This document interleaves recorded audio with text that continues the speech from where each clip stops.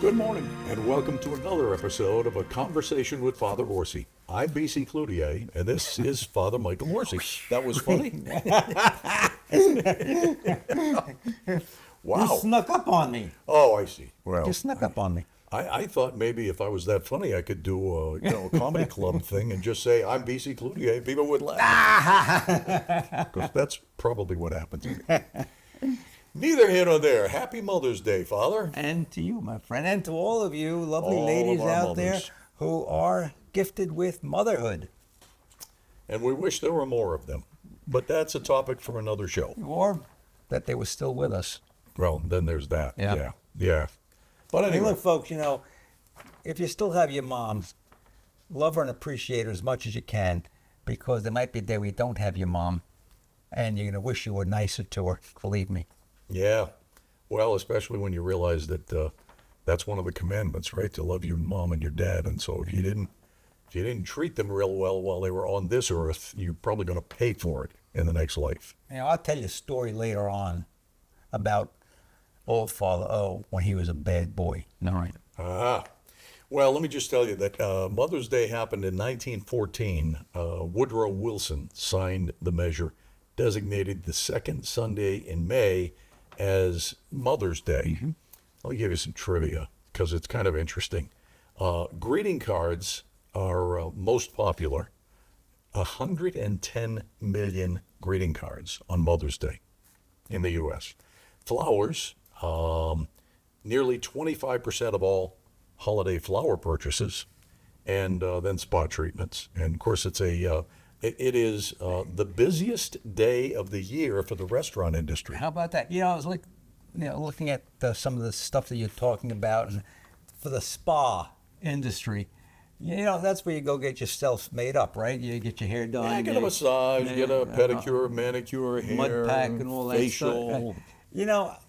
When I was, growing up, in a million years, I never thought of sending my mother to a spa. I don't even know if she'd go to a spa. I don't think We there was never had. spas. Did we have them? I was going to say there weren't spas in those Hey, Ma, days. you're going to the spa. What? Mom, you're going to go to the YWCA. That was the closest thing. They've got an indoor pool, right? By the way, Anna Jarvis originally founded the celebration as a liturgical observance Yeah. at the Andrews Methodist Episcopal Church. I didn't know there could be a Methodist Episcopal, but there is a Methodist anyway, Episcopal Church. in And there's Grafton, an African Methodist Episcopal Church Right. too. Yeah. AME. Yeah. Anyway, that's in Grafton, West Virginia, and it serves as the International Mother's Day Shrine today in Grafton, West Virginia, wherever that may be. And there's some well-founded criticism that Mother's Day has become too commercial, that it's a so-called Hallmark holiday. And interestingly, Anna Jarvis regretted that commercialization, and she was very vocal about indicating that was not her intention. She then went to President Woodrow Wilson, and tried to repeal the law that he had signed. She was really mad, huh? Obviously, she didn't get anywhere with that, but she considered it a religious holiday, and then it became commercialized. Well, I guess that's true of Easter and Christmas. Unfortunately. But I never thought of Mother's Day being religious in any sense. No, Although we mentioned in church, Happy Mother's Day. Right. Some churches give out a flower to the ladies or something, a little gift while leaving church. I had no clue until when I was researching this show, I came upon this on the internet, and I thought, well, that's interesting that this woman created it as a religious holiday. But anyway, Yeah, let's talk about religious. BC mentioned the Methodist Episcopal Church. The Methodist Church is an offshoot of the Episcopal Church. I didn't realize that. Yeah, I want to just tell you folks about it because it's Methodist is more experiential, more charismatic than the Episcopal Church, which was very similar to Catholic in liturgy, very formal type of liturgy. Right, yeah. And then the Methodist Church broke off from that. It began in England, And then, of course, it came to this country. And then, as I said, also, we have a branch called the African Methodist Episcopal Church, which is black denomination Right. of the Methodist Episcopal Church. So it's an interesting background. It's also interesting how many different sects of Protestantism exist. Yeah, it's amazing. I think I saw the other day like 32,000 different denominations, something like that. Really? Yeah. Wow. Yeah. I just look at, I'm Methodist, I'm Baptist, I'm Presbyterian, I'm Episcopal. I'm nothing. I'm mixed up, Well, then there I'm a goes little that. bit of everything. And whatever grows in my head for that day works. I mean, So we've talked about everything there is to talk about with Mother's Day. Let's just go on a rant about something. What should we rant about today, Father? well, look, I'm going to rant about Mother's Day. Okay. All right. It's like I used to say to my mother, Mom, what do you want for Mother's Day? She said, Mother's Day is every day. She said, just be a good boy. All right. All right. And she was right. Now I'm going to tell you. I'll tell you a story about mothers and all that stuff. Okay. Now this is a true story. When I was about 16 years old, right? Back before dinosaurs roamed the face of the earth. And cavemen. So, I had a major disagreement with my mother. Okay? So, Hard to believe. oh yeah. So I decided that I was going to teach that gal a lesson. Ooh. I am not going to talk to you. All right? So I give like the old cold shoulder. 1 day,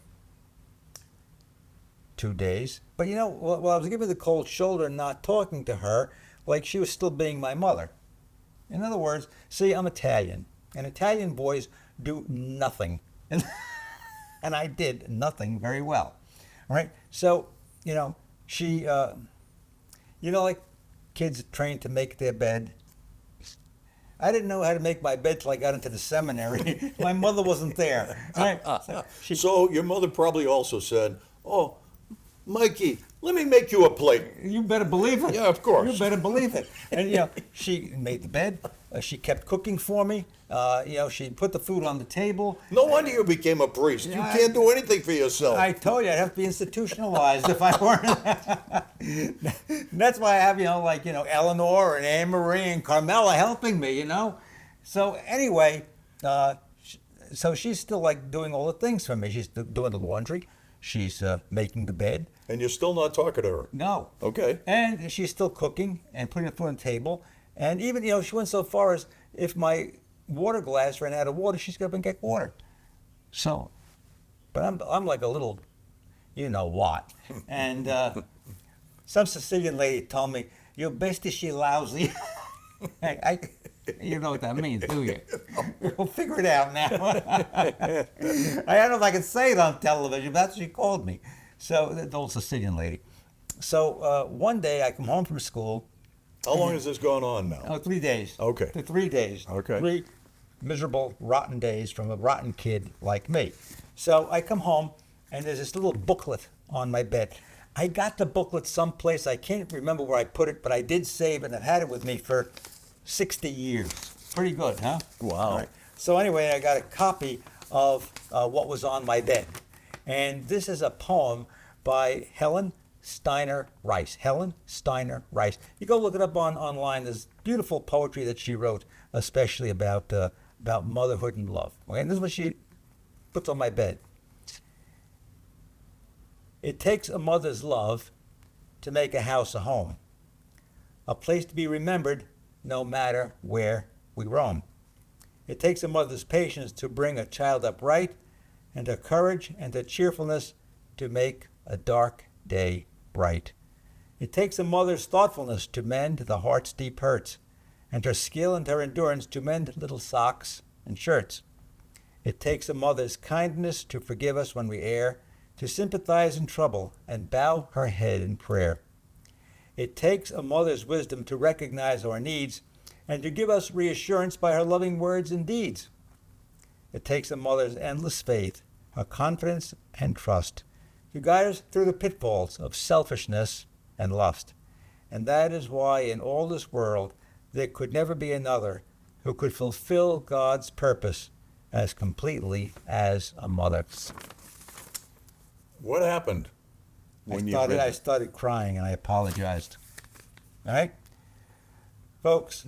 I told you at the beginning of the show, you got your mother. Take good care of your mother. Look, mothers aren't perfect. Right? Sometimes they make mistakes, but usually they do it for our own good, with the best of intentions, and usually they're right. Usually they're right. So don't take God's gift to you very, very lightly. And we have a lot of people today that really don't appreciate their mother, or something else. A lot of women don't appreciate the gift of motherhood, and that's a big thing today. I mean, you've seen it, and I've seen it. And I read about these cases where I hear that women, they don't even want to have children. Right. They don't want to have children. We got them at Sunlight Home. We have mothers. I mean, they're not married they're not married, but they want their babies.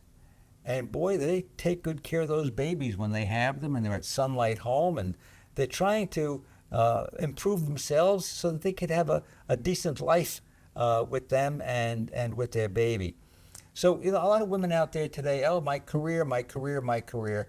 Your career is going to end. And you know what you can have at the end of your career? You might have a nice amount of money in your 401, but you know what? You're going to be missing out on an awful lot of love and fun without that child that you could have had. As a matter of fact, should have, because God says increase and multiply and have children. It's important for society. It's important for good mental health of human beings.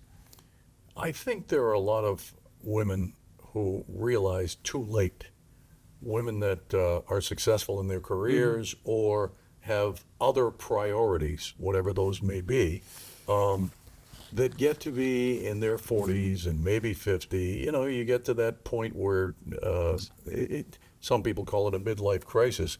I think one day you wake up and you say, you know what, I'm not footloose and fancy free anymore. I'm in the second half, right?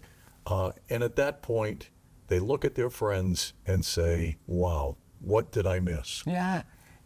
Some of these people, you hear them, well, I'm going to retrieve my eggs and put them in the deep freeze, and when I'm ready, I'll use my eggs. Well, maybe it'll work, maybe it won't. I mean, there's some people that just doesn't work, Right. 10, 20 years later.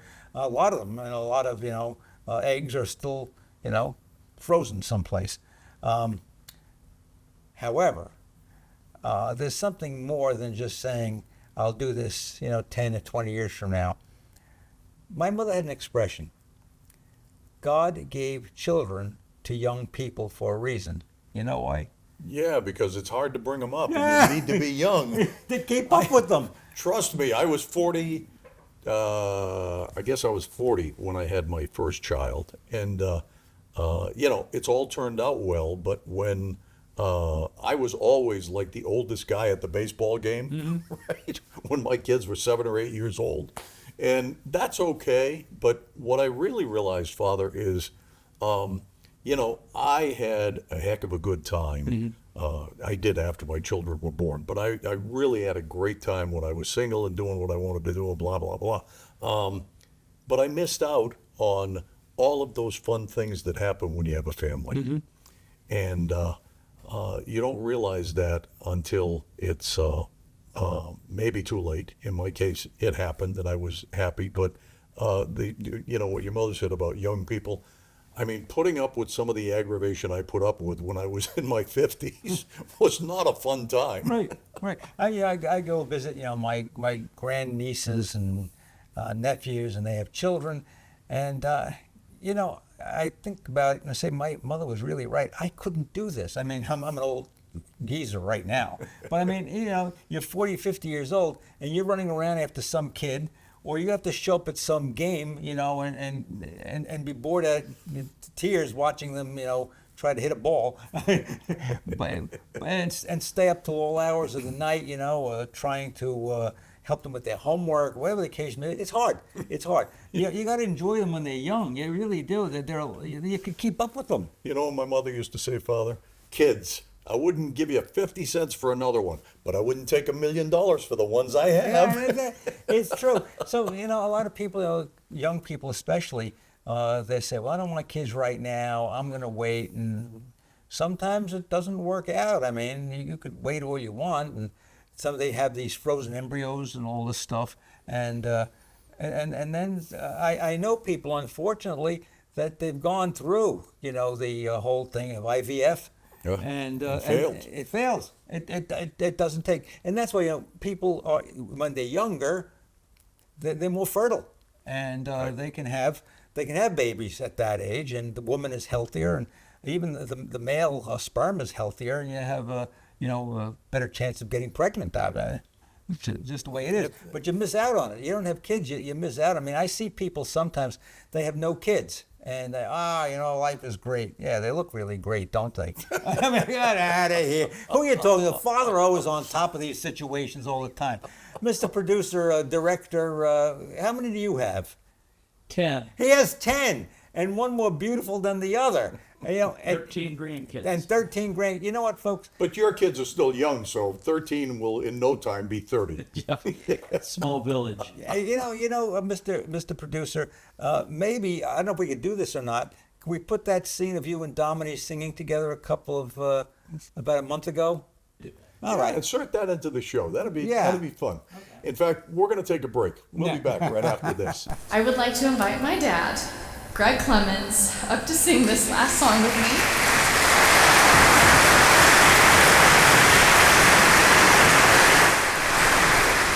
I could not have navigated this past year without my parents and their endless love and faith.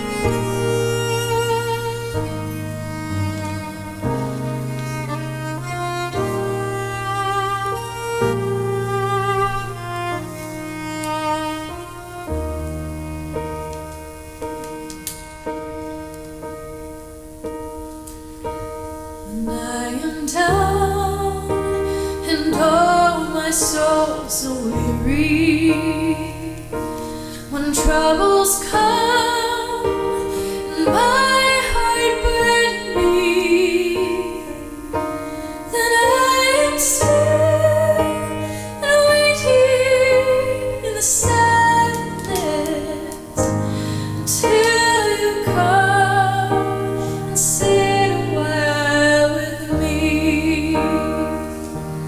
You raise me up so I can stand on mountains. You raise me up to walk on a stormy sea. I am strong when I am on your shoulders. You raise me up to more than I can be.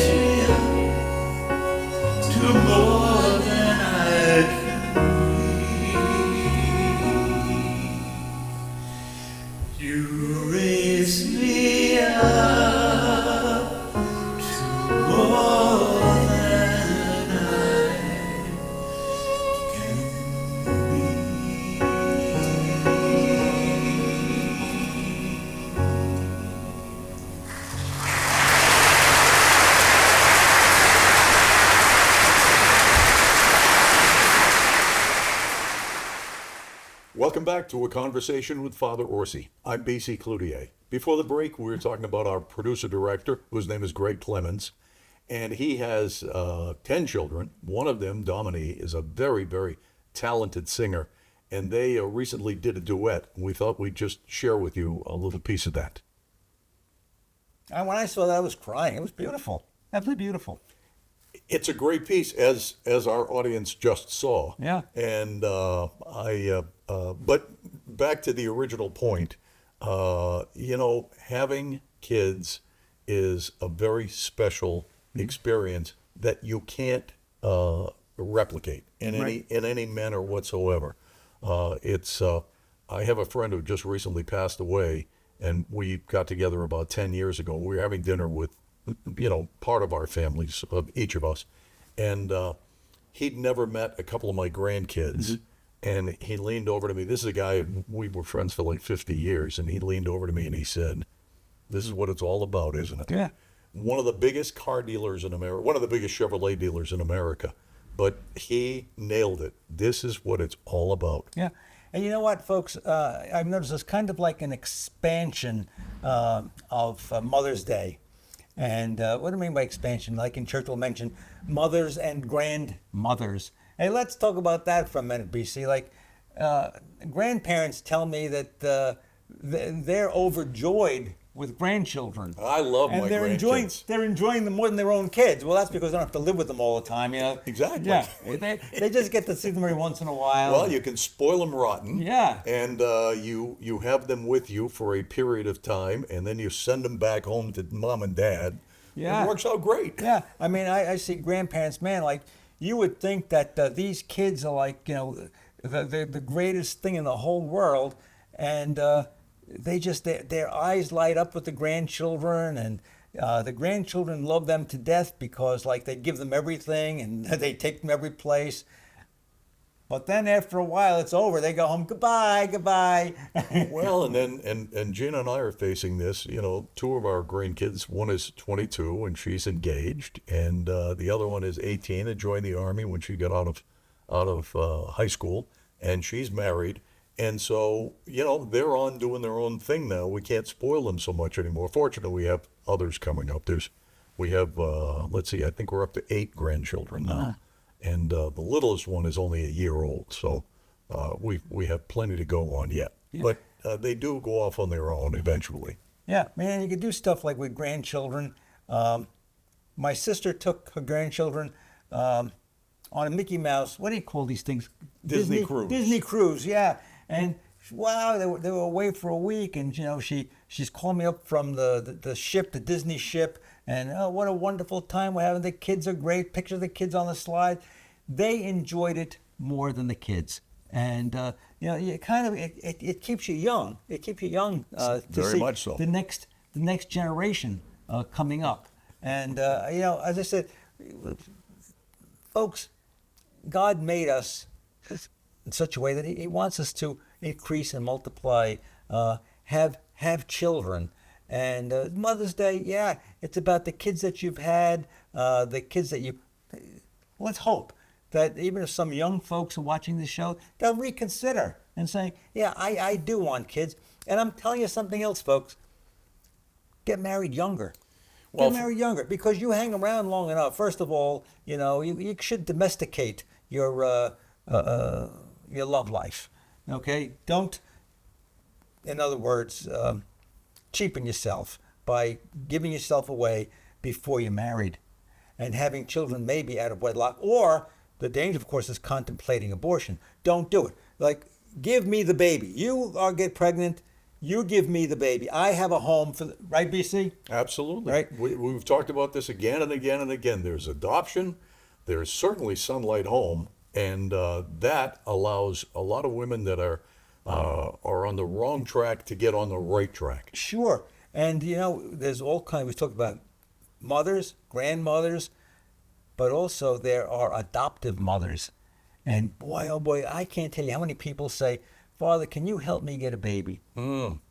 And then, what's even better about it, it's just so wonderful. I don't care what color the baby is. I don't care if the baby has a handicap. Wow. But how much that means for a woman and a husband, that they are willing to take a child to become parents, and to see how important motherhood is, not just for the child, but for the woman herself. I agree. Yeah. And societally, we are losing population. Yeah. We are seeing more people die than being born in America, which is true. And the most extreme example is South Korea. Right. Yeah. And then on the other end of the spectrum, Pakistan is producing many, many children. But the point is, if we want to continue with a productive society in America, we need to produce more children, which goes back to the point that we need to stop killing children. Right. It wouldn't be a problem if Right. we weren't killing so Right. many babies. Right. Hey, happy Mother's Day, everybody. Hey, and all you moms out there, thank you for the gift of life, and all the moms that are in heaven, thank you too. Oh God, you gave us a wonderful gift, our mothers. Thank you for joining us today. We look forward to seeing you again next week, same time, same place, for a conversation with Father Orsi. Until that time, we hope you have a great Mother's Day, a great week, and God bless.